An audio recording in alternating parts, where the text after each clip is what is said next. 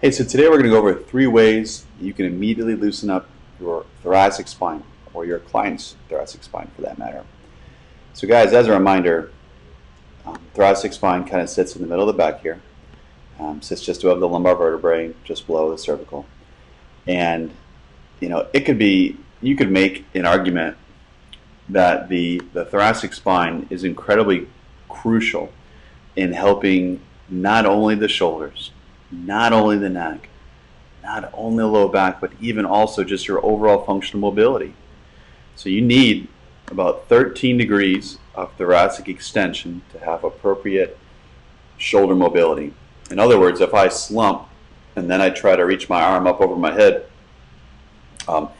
there might be a chance that I run into impingement. So that's one way that the thoracic spine can really set your shoulder joint up for success. A lot of times, in fact, I'm treating a couple of people right now. If you don't have good thoracic extension, there becomes kind of a step off here. Those humps in people's upper back, that's kind of what I'm talking about. So instead of this, S curve, we want kind of this nice overall linear spine.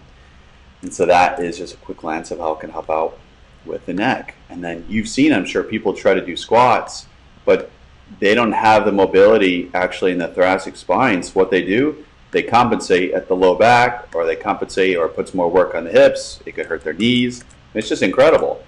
So for that reason, let's dive right into the 3 exercises that I'm kind of considering that are going to be great places for you guys to start to help improve your clients' overall thoracic mobility.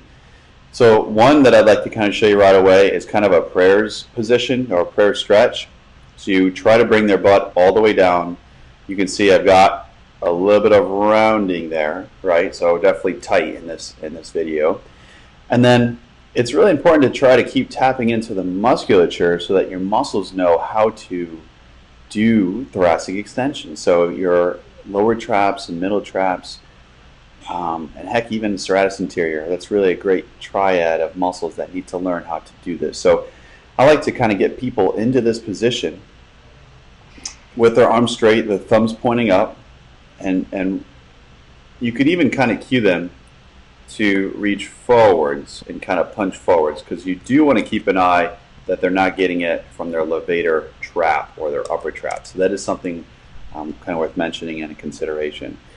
But I like getting them into this position, and you can see how still the rest of my body is. A lot of times people will compensate with their hips, they'll compensate with their low back, they'll roll, I'm sure you've seen it, people compensate any way they can. So just make sure that they're super still when doing so. And then from there, you can progress it by reaching back down the middle of your back. You can have them kind of reach their elbow, point straight up above their head. That'll show us that we've got good lat flexibility. And if their elbow isn't able to point directly in front of their head, that just means they're tight probably through the lats. But then from there, and again, you'll see how isolated this is. I'm rotating up as high as I can, so we're getting great. I'll go back here in a second. You're gonna get great thoracic extension and rotation to the same side, and that is crucial for so many people. And this is kind of almost an assessment too. We should always be assessing. So you can see that I'm actually able to get a lot more mobility when I go to my right side compared to my left side, right? I'm pretty stuck there. And that can even just kind of give you some insight as to what might be going on. All right, so let's go ahead and scoot into the second 2. So let me just pull that up here real quick. Okay. All right. There we go. So this one is a side-lying thoracic windmill. So this is a great stretch. A great stretch. It could be a great warm-up. And what I really like about this one is that there's not a segment that goes unmoved. All right, you are basically getting it to move every which way and multiple planes. So you start out lying on your side with both knees kind of brought toward your chest. I'm reaching, by the way, as far as I can go. I'm trying to get my right armpit there to touch the ground. I reach up and over, so get the rib cage to open up, and I'm trying to keep my knees still there. I don't want my knees to come up off the ground. So even if you had them do, 5 when they first get there, this is just a different angle. 5 when they first warm up. By the way, right there is a great opportunity to kind of get into the rib cage and really open up the lats. So you'll see a lot of groans and wow, when they get into that position. Heck, you're even getting into the pec minor and major in this position, as well as, in this case, left thoracic rotation. And their hands should really be able to kind of slide on the ground here. If their hand's not able to slide on the ground, they're obviously tight, and they obviously need work on that. So trying to grace, my hands against the ground there, and you can see right there is palm up. Okay, so that's the second one that I wanted to go to. And then the last one are kind of what I call thoracic wall openers. This one's a little more complicated, so we'll kind of take it slow here. So you're going to have the outer knee away from the wall.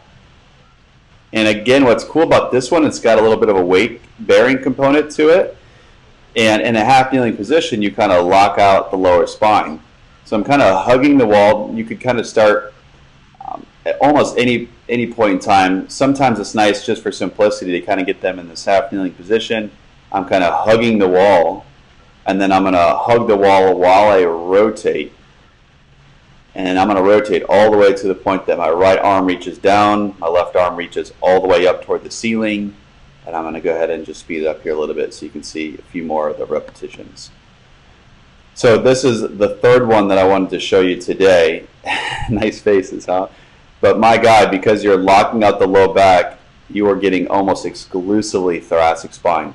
And that's one of the headaches sometimes with trying to get into the thoracic spine, is because people compensate so well, particularly through their hips or their lower back. So those are the 3 that I wanted to kind of share with you guys. As a reminder, the thoracic spine is, like we said, just so key in so many different ways to help you and your clients feel better. Just kind of keep that in mind. And it's fair to say that you could almost always have a place in time with each and every client to help them loosen up their thoracic spine. Because of our just Western culture, the way we're sitting and at computers and driving, the thoracic spine just really tightens up. So you could really help a lot of people just by trying to implement those 3 things. So as always, thanks so much for hopping on. If you guys have any questions or comments, feel free to reach out. And if there's anything else that you guys would like to tackle, just shoot it over my way. Thanks, guys. Take care.